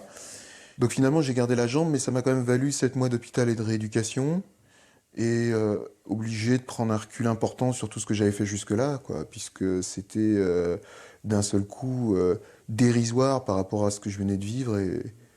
Et pendant les 2 heures où j'étais allongé dans le désert à ramper, en me demandant... il y avait peu de chances quand même que je m'en sorte. Donc j'étais obligé de réfléchir sur fondamentalement qu'est-ce que j'avais fait de ma vie, puisque je pensais à ce moment-là qu'elle allait se terminer là. Et donc après, qu'est-ce que je voulais en faire pour la suite, quoi. Je veux dire, c'est une expérience qui te marque et tu peux plus après recommencer la vie quotidienne comme avant. À partir du moment où je suis sorti en fait de rééducation, j'avais des proches, des amis, des gens de ma famille à qui je disais déjà que je ne voulais plus refaire ce que j'avais fait pendant 10 ans, plus travailler dans ce milieu stressant et speed, etc. Et qui me disait, oui, mais alors qu'est-ce que tu vas faire ? En fait, c'est aussi pour ça, je pense qu'au départ, j'ai pas imaginé que je pouvais ne rien faire. il y a un tel conditionnement quand ça fait 15 ans qu'on travaille que bon, on doit travailler, quoi. On doit travailler. Et puis finalement, je dirais le recul que ça donne, le chômage, c'est pour ça que beaucoup de gens, je veux dire, même qui veulent retravailler, ont du mal à s'insérer. Il y a aussi quelque chose de psychologique. C'est-à-dire qu'on réfléchit. On réfléchit ce qu'on n'a pas le temps de faire d'habitude. Puis d'un seul coup, on se dit, mais merde, est-ce que j'ai vraiment besoin d'avoir une bagnole comme ça, par exemple? Est-ce que j'ai vraiment besoin, ou d'avoir une bagnole tout court? Est-ce que j'ai vraiment besoin... Parce que tout ça, c'est organisé en fonction d'une certaine vie. On a une bagnole parce qu'on a besoin pour aller travailler. Sinon, bon, il y a plein d'endroits où on peut se débrouiller sans bagnole, quoi. Il y a des transports en commun, il y a des trucs. Est-ce que j'ai besoin d'acheter de l'eau en bouteille? Est-ce que je peux pas boire de l'eau du robinet? Est-ce que j'ai besoin d'avoir un niveau de vie tel, est-ce que j'en ai fondamentalement besoin, qui m'oblige en fait à passer, on dit 8 heures, mais on sait très bien que pour la plupart des gens, et moi dans les métiers que je faisais c'était beaucoup plus en général, 10 ou 12 heures par jour à me casser le cul pour gagner du fric, pour finalement tenir ce système de vie simplement, avec pas le temps de lire, pas le temps pas le temps de profiter de ce qu'on pourrait profiter avec de l'argent, c'est-à-dire d'un spectacle culturel, machin et tout, parce que tu sors du boulot à 8h30, c'est raté pour la séance de cinéma, c'est raté pour aller au théâtre, c'est raté pour, tu vois, préoccupé en permanence parce que aujourd'hui on dit, par exemple, j'entends des slogans libéraux du style « chacun doit être le manager de sa propre activité », tu vois. Mais quand tu es le manager de ta propre activité, mais tu penses qu'à ça. Si chacun est un centre de profit pour son entreprise et que c'est sa préoccupation principale, eh ben ça veut dire que le soir, il est là à penser comment demain je vais faire pour convaincre tel client et comment machin. Et que le gars, il peut pas se mettre à se dire, bah, le boulot c'est fini, tiens, je vais prendre un bouquin, je vais regarder un spectacle de danse, je vais faire, je sais pas, tu vois, ou quelque chose de complètement différent. Tu n'as plus le temps. Pareil pour la vie affective. Je veux dire, si tu as une femme, si tu as des enfants, si tu as des gens autour de toi, des gens que tu aimes et à qui tu as envie de consacrer du temps, dans ta tête, tu n'es pas disponible à partir du moment où tu es conditionné dans ce truc-là. Et c'est tout ça que j'ai réalisé en fait relativement progressivement. Voilà, donc c'est... le problème, c'est, comme tu disais, quand j'étais chef d'entreprise, je ne pouvais pas imaginer ça parce que justement, j'étais pieds et poings liés, j'imaginais pas. En fait, du jour au lendemain, quand tu te retrouves aussi avec beaucoup moins de revenus, tu es obligé d'envisager une autre façon de vivre. Et petit à petit, ça t'amène vers l'idée que finalement, cette façon de vivre est peut-être vachement mieux. Et que c'est peut-être comme ça qu'il faut vivre, tu vois. Peut-être comme ça que tu as envie de vivre. Parce que, je sais plus, mais il y a quelqu'un qui a dit on peut pas gagner sa vie à la perdre ou quelque chose comme ça. Ou on peut pas perdre sa vie à la gagner, plus exactement. Voilà, c'est ça. Ça, c'est très... Enfin, tu vois, c'est vraiment ça, quoi. On perd sa vie à la gagner. Je pense qu'on a des blocages mentaux très importants. L'incapacité, par exemple, de penser l'activité de vie en dehors de la forme salariale, de la forme marchande, il y a aujourd'hui, notamment dans le discours de la gauche plurielle au pouvoir, il y a un retour à la sacralisation du travail, très très grand. On a peine à imaginer l'instauration d'un revenu inconditionnel du citoyen qui ne soit pas dépendante de l'accomplissement d'un travail. Pourquoi? Parce qu'on a peine à imaginer l'existence sociale qui ne passerait pas par le travail. Bon, or, il faut se dire, c'est possible, c'est organisable, ça existe sous diverses formes dans notre pays. De même qu'on est un peu dans la situation des révolutionnaires avant 1789, où il était impensable de prendre la Bastille. Il est impensable de transformer la société monarchique. Là, le corps national se pensait comme l'enfant du roi qui était le père. Donc, comment un enfant peut-il vivre sans son père? Et pourtant, on a bien pris la Bastille.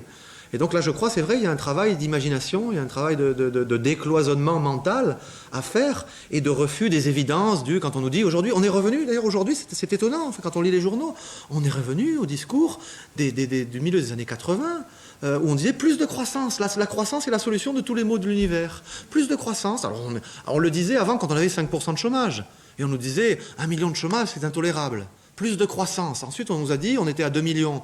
On nous a dit 2 millions de chômage, mais il faut plus de croissance. Il faut abaisser le coût du travail. Et plus de croissance. On est passé à 3 millions de chômeurs. Et on nous dit maintenant, la France, c'est le titre du monde d'aujourd'hui. Je sais pas, c'est pas des lubies personnelles. Vous regardez le titre du Monde, si j'arrive à trouver la première page, en cas de fatigue avancée, la France dopée par la croissance mondiale. l'activité économique en France augmenterait de 2,7% au lieu des 2,3% annoncés. Comme si c'était là, barré en première page, tout ça, quelque chose de fondamental qui allait changer l'évolution économique du pays. On est revenu à un discours productiviste de sacralisation du travail qui est nécessaire justement pour faire accepter le travail dégradé et dégradant. Comment voulez-vous que des jeunes qui ont des emplois placards et des stages bidons, ils acceptent de rentrer dedans si on ne leur dit pas que le travail c'est formidable? Il faut d'autant plus accentuer il faut d'autant plus revaloriser symboliquement et moralement le travail qu'il paie d'autant moins économiquement. Et pour sortir du chômage de masse, eh bien, on a les CES, les emplois précaires, les contrats ici, les contrats là, et on doit encore être content. Et quand vous allez à NPE, on vous apprend quoi? On vous apprend à vous vendre. Vous êtes maintenant un petit entrepreneur. Allez vendre vos capacités. Donc, c'est exactement le modèle néolibéral du marché. Vous êtes un petit entrepreneur, vous avez des capacités, vous les vendez sur le marché.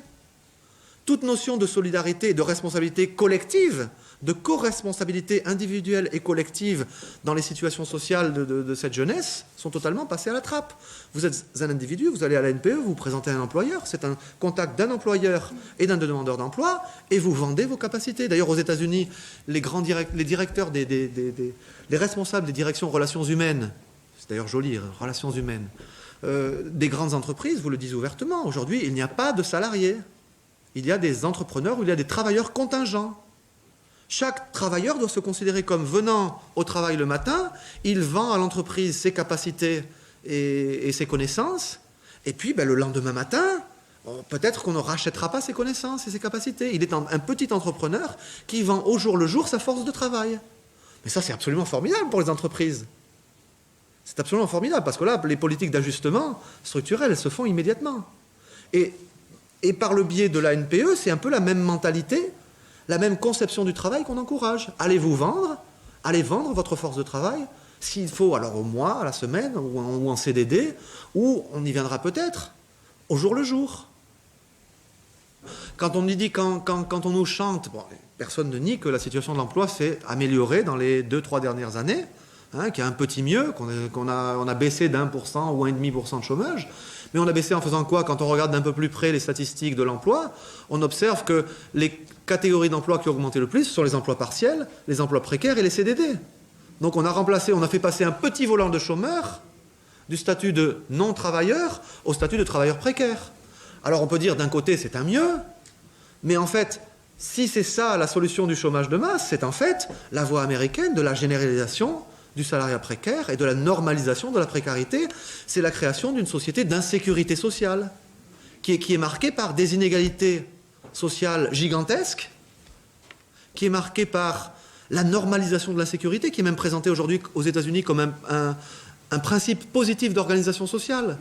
L'insécurité, ça n'est pas mal. L'insécurité, c'est bien. Ça vous fait vous tenir sur vos pieds, ça vous fait être toujours vigilant, vous êtes toujours prêt à travailler, vous êtes motivé. Le modèle qui est donné, d'ailleurs, c'est intéressant, ça vient du sport. C'est le modèle du sport où les entraîneurs, une équipe n'a pas de résultat, eh bien, si son équipe perd ce dimanche, il sera licencié le soir, tout le monde le sait. Vous ne faites pas la performance adéquate, vous êtes immédiatement éliminé. Une autre personne sera là pour faire votre performance. Et c'est présenté non pas comme quelque chose de négatif, mais quelque chose de positif, puisque vous tirerez le meilleur de vous-même. Plus vous êtes en situation d'insécurité, plus vous êtes productif, et donc mieux la société se porte. Et donc la création d'une société d'insécurité sociale avancée, c'est ça. Et pour arriver à avoir cette insécurité sociale avancée, il faut s'engager dans une politique de paupérisation de l'État, puisqu'il faut un État faible, un État qui ne protège pas de la discipline du marché.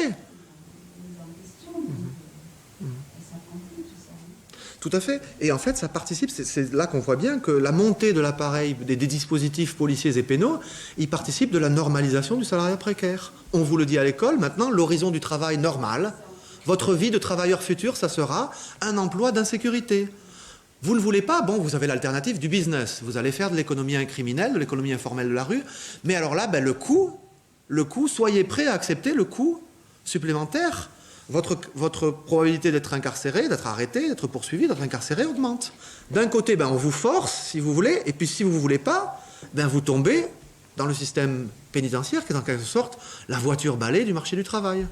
Et c'est pas par hasard si les principaux clients du système pénitentiaire aujourd'hui, ce sont les jeunes, notamment des classes populaires, des fractions les plus précaires des classes populaires.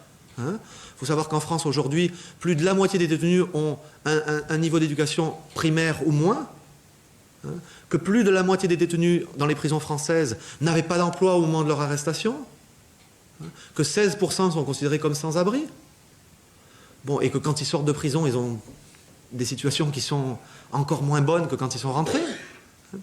Et donc, les clients principaux des prisons européennes, c'est les précaires, les toxicomanes ou les personnes liées au trafic de la drogue, et les étrangers. Et donc, on voit ces trois catégories. Ben, c'est quoi? C'est les trois catégories, en quelque sorte, qui n'acceptent pas, ou auxquelles il faut faire accepter, le travail désocialisé, le travail précaire. Et bien aujourd'hui, on assiste de fait, en bas de la structure de classe, pas en haut, en bas de la structure sociale, on assiste à nouveau une fusion, un couplage de la question sociale et de la question pénale.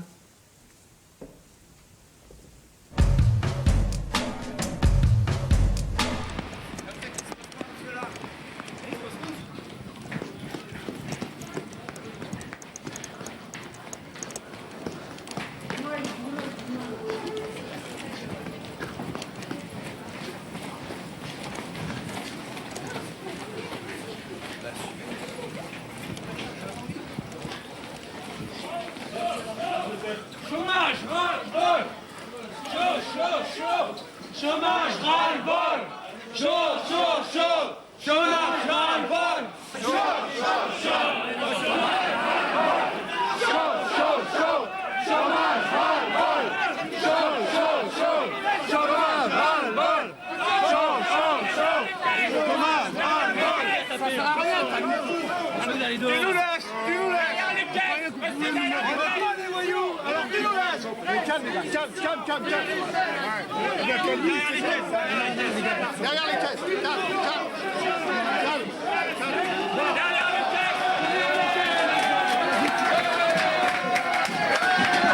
Jospin, tu nous fais pas peur! Nous savons que nous avons raison! Et la justice, c'est plus que la légalité! Nous n'avons rien à perdre!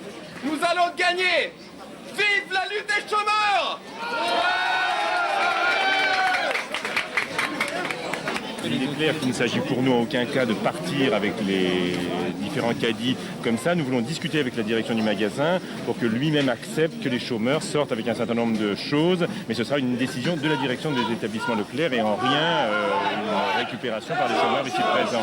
Donc nous sommes en train de négocier et de discuter avec la direction des établissements Leclerc. Vous avez choisi le supermarché par hasard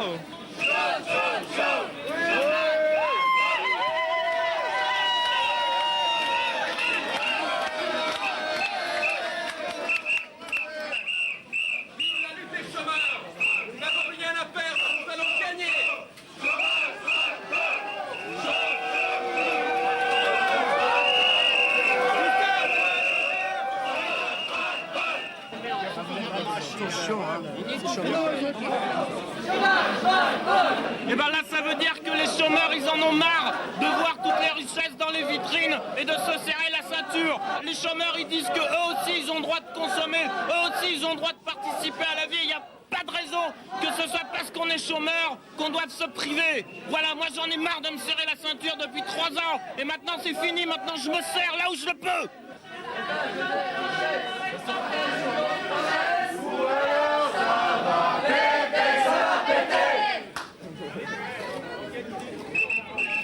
Bon, alors, qu'est-ce qu'il faut faire là? Il faut vous dire qu'on a organisé une réquisition de richesses, compte tenu du fait que les minima sociaux ne permettent pas aux chômeurs de faire des courses comme tout le monde dans la 4e puissance économique mondiale, que donc par conséquent les gens ils en ont assez de manger des pâtes, du riz et des patates et de s'en tenir à ça. Ils veulent faire des courses comme tout le monde et manger les mêmes produits que les autres. Donc ce genre d'action, c'est pas la première, mais ce n'est pas non plus la dernière. On va multiplier ce genre d'action. Ça, c'est une chose certaine. Elle est jolie, hein. Ça m'a fait craquer. tiens, peut-être qu'on va y avoir un. Merci Leclerc, merci Leclerc, merci Leclerc, merci Leclerc. C'est un plaisir de manger à ta place. On est contents comme des fous. Ne t'inquiète pas, tous ensemble, tous ensemble. Merci Édouard Leclerc, on a le bidon bien rempli. Maintenant je vais digérer et avant de repartir sur de nouvelles actions. Go, go, go, go, go.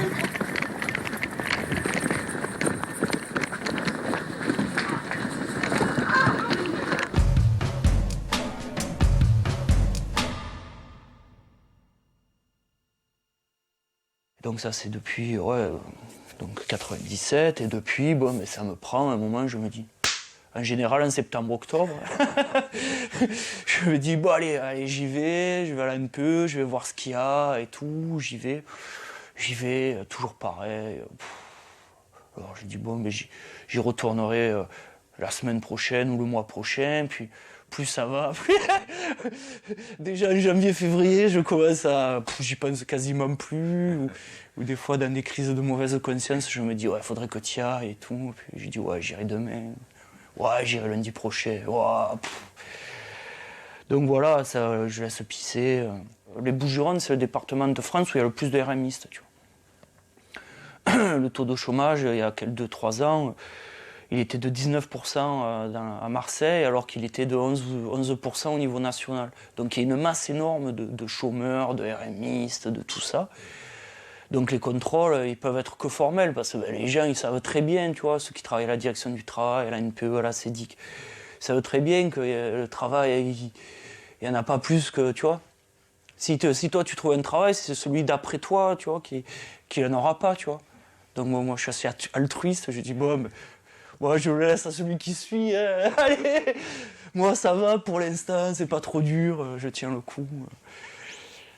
Qu'on me traite de feignasse ou de gland, là, ok, là, tu vois, je préfère qu'au terme parasite, quoi. Mais justement, c'est le terme qui est plutôt utilisé par les gens, pas les gens, mais insidieusement par les institutions comme la CEDIC, la NPE, ils te le disent pas, mais c'est à ça qu'ils veulent t'amener, à ce que tu ressentes, tu vois. Et les médias, certains médias, tu vois, bon, dont certains qui le disent franco, ouais. Alors, c'est quoi le quoi, pour moi, il est où le parasitisme, tu vois? Il y a certains boulots, c'est du parasitisme, tu vois. Bon, je vais pas rentrer dans les grandes diatribes sur les militaires, tu vois, par exemple, qui, pour moi, c'est des parasites, tu vois. Et bon, il y a des... Ouais, ben, peut-être je suis parasite, mais... qui coûtait plus cher, quoi. Beaucoup plus cher, ouais. Ah ouais, c'est clair. Mais bon, c'est un exemple, mais... Dans plein de boulots qui existent à l'heure actuelle, pour moi, c'est du parasitisme. Pour moi, la pub, c'est du parasitisme, tu vois. On n'a pas besoin de pub pour s'acheter un truc de yaourt, tu vois. Pourquoi il y a besoin de... Tu vois, t'as faim... Voilà, tu aimes les yaourts, tu vas acheter des yaourts, tu vois, voilà. Pourquoi il y a besoin de pub, tu vois. Pour moi, les gens qui travaillent dans ce secteur-là, c'est des parasites, quoi, ouais. Plus que moi, ou autant que moi, disons autant que moi. Par contre, je pense que t'es moins dangereux que... Ouais, moins dangereux et moins bien payé, quoi.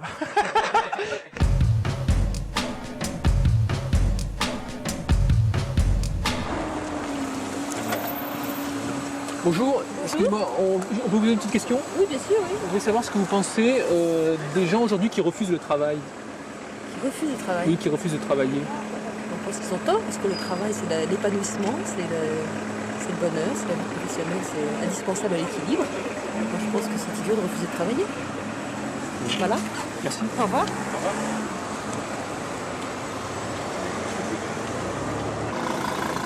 Excusez-moi, vous êtes chef d'entreprise? Oui.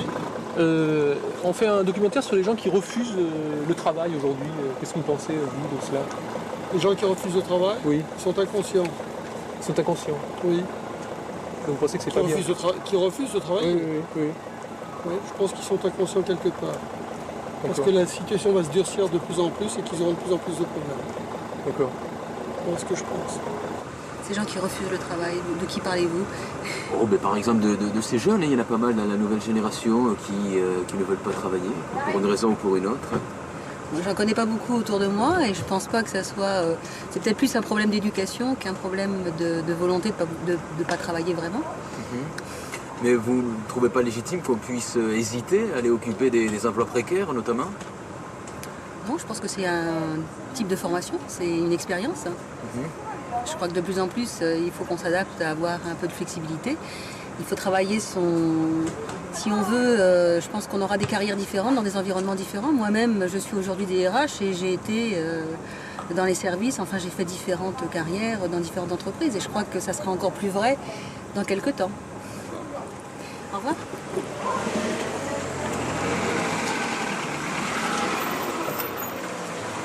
Bonjour, vous sortez de l'université d'été du MEDEF, oui? Non. Non? Non. Bien, bonne route. Merci.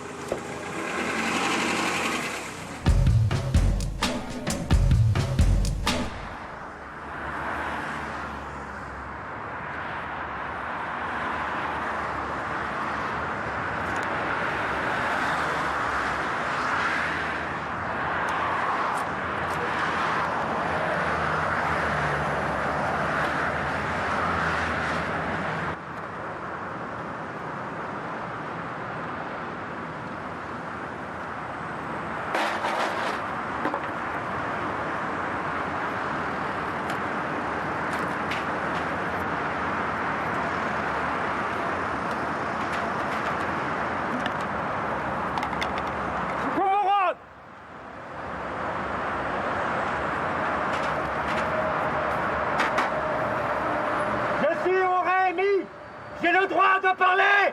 J'ai le droit de m'exprimer! Camarades! Je suis au RMI! Nous ne voulons plus travailler! Nous voulons de l'argent! Sans travailler! C'est un droit! Nous ne voulons pas être insérés! Sortez! Camarades! Sortez de vos tours! Arrêtez!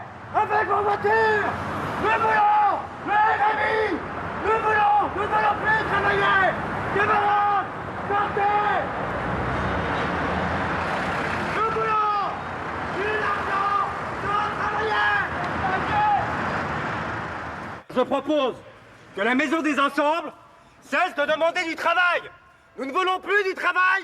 Nous voulons de l'argent! On est conforme à peu près, les grands articles qu'on a vus, il y a à peu près 60% de gens qui rejettent les politiques, les syndicaux, Mais pour demander du travail. On se retrouve sur une plateforme pour demander du qui travail. concerne les chômeurs, les précaires. Certains pour demander du travail. Mais pour vous demander du travail, il n'y en a pas. Hein? Vous n'avez pas demandé du travail, il n'y en a pas. Justement, c'est à eux de nous donner les sous. Mais pourquoi vous ne demandez pas de l'argent, ça va plus vite? Hein? Pourquoi vous ne demandez pas de l'argent directement? Et apparemment, je sais pas, vous sortez d'où, de la jungle ou quoi? Non. On ne demande pas d'argent, le milliard qui est obtenu. Il faut demander d'argent s'il y a de l'argent, on peut demander du travail. Non, mais le milliard qu'il y a eu sur les fonds du Rente social, qui c'est qui l'a obtenu? Les chômeurs. Bon, bah alors justement, mais vous n'avez pas demandé plus de... Mais un milliard par personne? Ah, non, mais vous n'avez pas demandé un milliard par personne? Trouvez-moi dans l'histoire un mouvement qui en 3 mois obtient 1 milliard. À bientôt. Bon, salut. Adieu. À demain.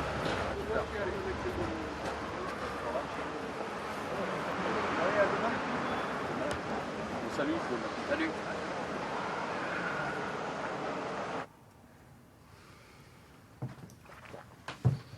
Oui, mais enfin tout ça, c'est pas, enfin sans être désagréable. Non, je pense que c'est pas normal, quoi. Parce que les associations qui s'occupent de chômeurs, tu as dit tout à l'heure, enfin bon, chacun a les amis qu'il peut trouver, mais moi je les ai vus dans les manifs, il n'y a jamais écrit revenu minimum garanti, quoi. Ils disent on veut du travail, que ça soit AC, la PUS, la CGT. Je vois pas pourquoi on va encore avec des connards. Pourquoi tu perds ton temps avec des connards qui parce que c'est vrai qu'ils te laissent aller de réunion. Ils te laissent aller de réunion, mais pourquoi faire? T'es encore un guignol, enfin comme moi. On est des guignols, ils nous donnent un petit peu la parole. Mais la direction d'AC, c'est on veut du travail. À Guiton, il l'a dit, la maire Laguillet l'a dit, la maire Aubry l'a dit, ils l'ont tous dit. Jospin l'a dit, je veux pas une culture d'assister. Bah, c'est clair, ils veulent nous faire travailler, ils veulent nous obliger à nous culpabiliser sans cesse. Donc on est des petits alibis. Pourquoi tu veux encore avec AC et des associations? C'est pas si... déjà parce que quand on est hors association, on se retrouve complètement isolé. Bah non, pourquoi? Et c'est moins simple. D'autre part, parce que les associations, ça sert quand même à quelque chose. Moi, j'ai l'exemple concret d'une femme qui est venue nous voir. Bon, elle s'est peut-être trompée d'adresse, mais c'est une femme qui était dans une situation de merde, mais pire, j'ai rarement vu. Et elle s'est adressée à nous parce qu'elle a été poursuivie par les acédiques pour un arriéré. Ouais, mais c'est la même chose, je m'en fous qu'elle soit poursuivie par les ACDIC. On va pas régler les gens au cas par cas, on va pas faire l'assistanat social, on n'est pas payé, comme tu disais justement. S'il y a des problèmes avec les ACDIC, on va pas nous aller négocier pour machin avec monsieur ACDIC. Et ben pourtant, c'est ce qu'on a fait avec. Parce que humainement, c'était insupportable de voir cette femme qui allait peut-être se flinguer le lendemain.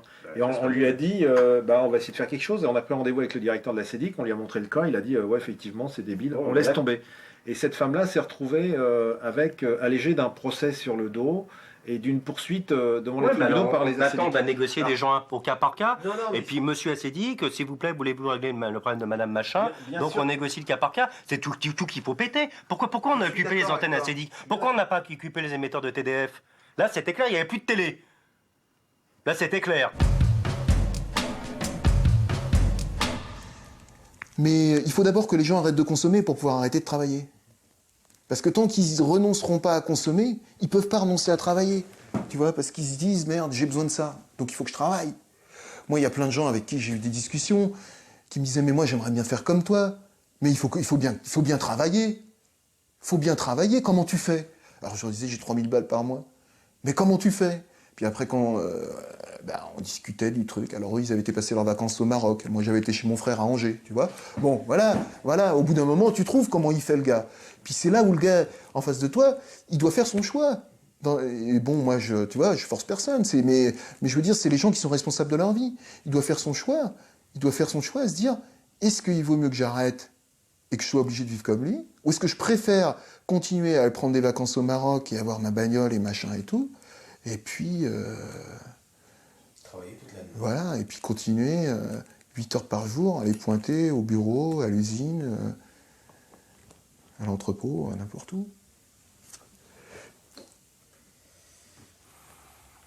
On n'a plus le même rapport avec les gens, puisqu'il y a tout un tas de conversations qui du jour au lendemain ne t'intéressent plus.